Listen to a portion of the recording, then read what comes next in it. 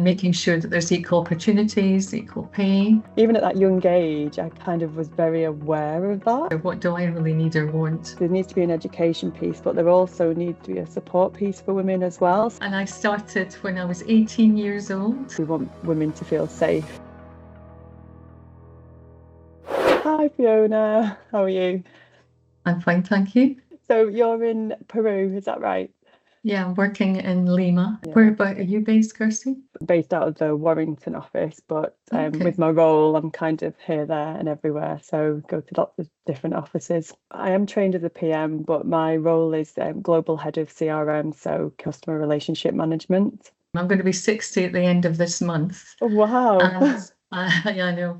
And I started when I was 18 years old, which is obviously 42 years ago. We mixed concrete, did slump tests, all those kind of things.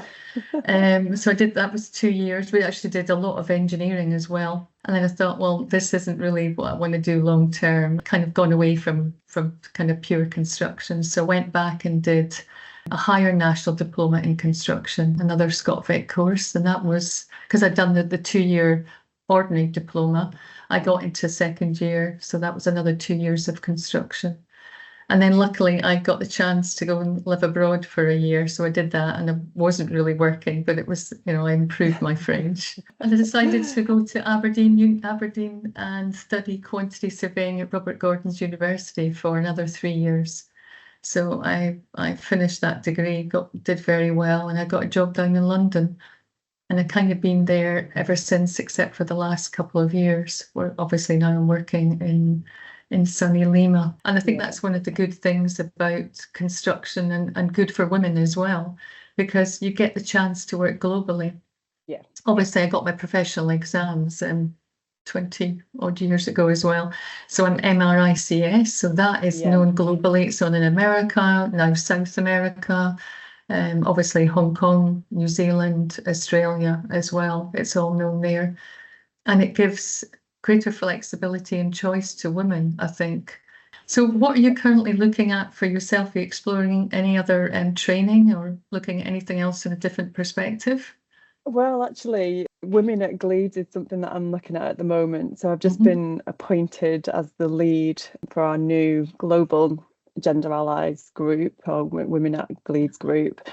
So so this is a big piece of work that's is kind of going to be testing me, and is huge as well. And I think there's a lot of things around. So I feel like this is going to be something to really get my teeth stuck into, and be really interesting, because there's two kind of main things that we're looking at with this group. We kind of amplify women's contributions and shout about the good things that women are doing, but the other is around getting male allies as well. So this isn't a group for women just again to get together and talk about what the things that we don't have, and the things that I kind of want to say a burn in your bra type of group. It's not going to be like that.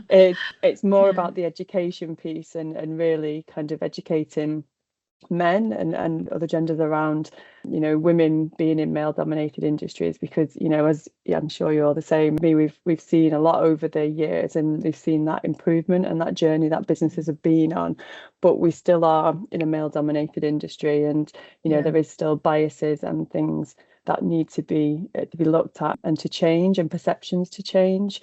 What made you go into construction? Why did you go down that route? I think, well, usually I say it was for the bacon rolls. Because that's a good reason. Yeah, but I think my grandfather was an architect, and my dad was a quantity surveying lecturer, believe it. My great uncle as well was an architect in the States. So there was a lot of talk about construction, and it's funny. My sister's also started off in quantity surveying. She's kind of moved away from that, did an MBA and other things, but she's high up still in construction and HSBC. With me, it's really interesting. We all live in buildings, and as you're saying about the architecture, I did contemplate architecture with my sister for a while. And with me, I love traveling as well. From an early age, I was basically not sent away, but got the chance to go and live in France when I was 15, 16 for a couple of months over the summer. So it was just the joy of traveling. And with construction, as I said before, You can go to many different countries and gain employment. There's always something being built somewhere, big or small. It's just that the variety and the choice and the fact you can move around globally. And obviously that's one of the great things about working with Gleeds. I got the opportunity to work in Peru. I actually went and I saw that on the internet, the Gleeds internet, that they were doing excuse me, construction works in Peru. And I thought, I've always wanted to go and travel around South America. I think it's a dismissive attitude. Yes, yeah. And it's the being talked over still. Because I'm a project director and I was in a meeting and I'm going, you're talking over me? Yeah. And it's just, it needs to stop. And it's a respect, but yeah, it's a respect. And also one thing I do notice as well, and it still amazes me, when men meet each other, even though that you're in the group, they'll extend their hand to them, each other, but they won't to me. No. Or to you, for example. And I just think, really, what's the difference? It's those little things that we need to bring awareness to. Like I say, it's not necessarily the big ticket items and fixing major things. It's around those little things. I know someone I spoke to, one of the males in our business, and he said he's really aware of it now, and from dealing with his girlfriend and things. And he said one of the things that he did recently was that, it was quite late at night and he was getting into a lift, and a lady got into the lift before him, and he waited for the lift to go and to get another lift. And it's, and even I wouldn't have kind of considered or thought that, but it's those little things that kind of that make a difference and make women feel safe and things like that, because we do have things that we have to think about that men don't even consider. I said to one of the chaps, would you think twice about going out for a run at night? He went, no. I said, I would. I said, do you carry your keys in your hand in case your bag gets snatched on the way home? He went, no. So it's just it's those little things that the guys don't think about.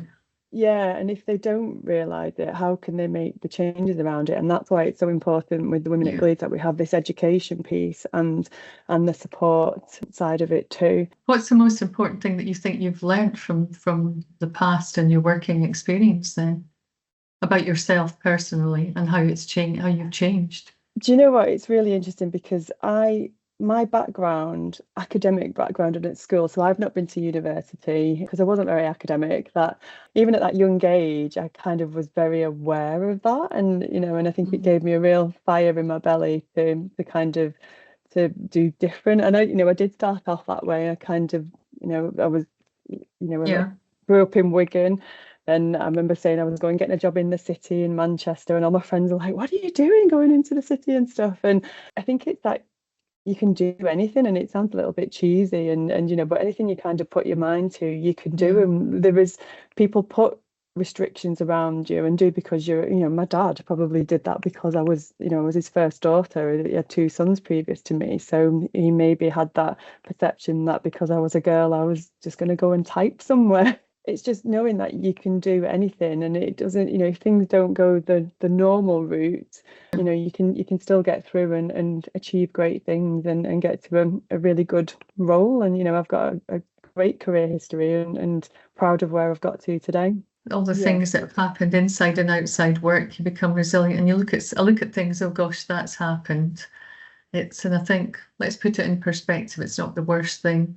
Somebody's criticised me. It's like, well, you should be doing this. Everyone's got opinion of how everyone else's life could be made better. Yeah. And they don't always look at it themselves and say, what could make my life better? What do I really need or want? I'd rather see young people get the careers and the education that they want and get to the positions that they want, and obviously be happy. I think that's the biggest thing. I think that is the key.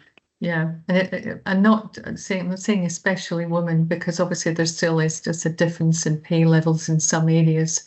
I'm not talking about Gleeds per se, but it's mainly when you hear what happens in Peru.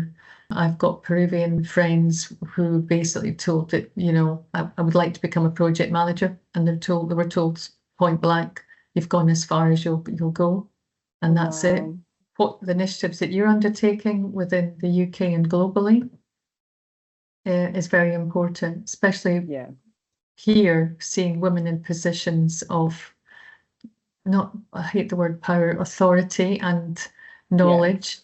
Maybe that's a better way to describe it. And advocating for the elimination of discrimination. I think Yeah. that's what we need to do. Yeah. And making sure that there's equal opportunities, equal pay, and that there's a safe working environment as well. I mean, one of the things, obviously, initiatives in Peru is we've been taking on graduates, Yeah. and fortunately, or just by and by, most of them are women.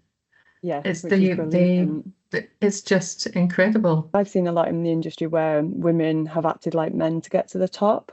Yes. And what does it look like in 5 years' time if you put all these things and there's more women on the board? And I'm like, this isn't about me coming in on my Trojan horse and saying women need to take over. This is about having the right women in the right roles, and also bringing the skills that women bring that, you know, men may not have naturally, you know.